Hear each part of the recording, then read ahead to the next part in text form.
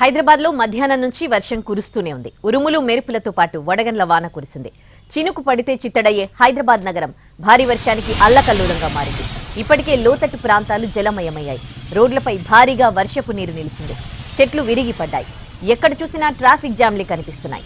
దీంతో వాహనదారులకు చుక్కలు కనిపిస్తున్నాయి. హైదరాబాద్ లో భారీ వర్షాలు పడుతూ ఉండడంతో తెలంగాణ ప్రభుత్వం అప్రమత్తమైంది. ప్రజలకు ఇబ్బంది లేకుండా చర్యలు చేపట్టాలని అధికారులను ఆదేశించారు ముఖ్యమంత్రి. ఎప్పటికప్పుడు పరిస్థితిని సమీక్షించాలన్నారు. లోతట్టు ప్రాంతాల్లో ప్రజలు ఇబ్బంది పడకుండా తగిన జాగ్రత్తలు తీసుకోవాలని సూచించారు. రోడ్లపై నీటి నిల్వలు లేకుండా, ట్రాఫిక్ సమస్యలు, విద్యుత్ సరఫరాలో అంతరాయాలు లేకుండా జీహెచ్ఎంసీ, పోలీస్, హైడ్రా విభాగాలు సమన్వయంతో పనిచేయాలన్నారు.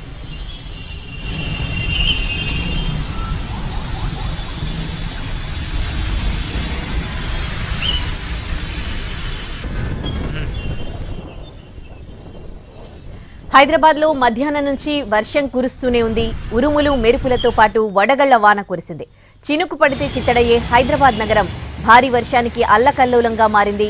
ఇప్పటికే లోతట్టు ప్రాంతాలు జలమయమయ్యాయి. రోడ్లపై భారీగా వర్షపు నీరు నిలిచింది.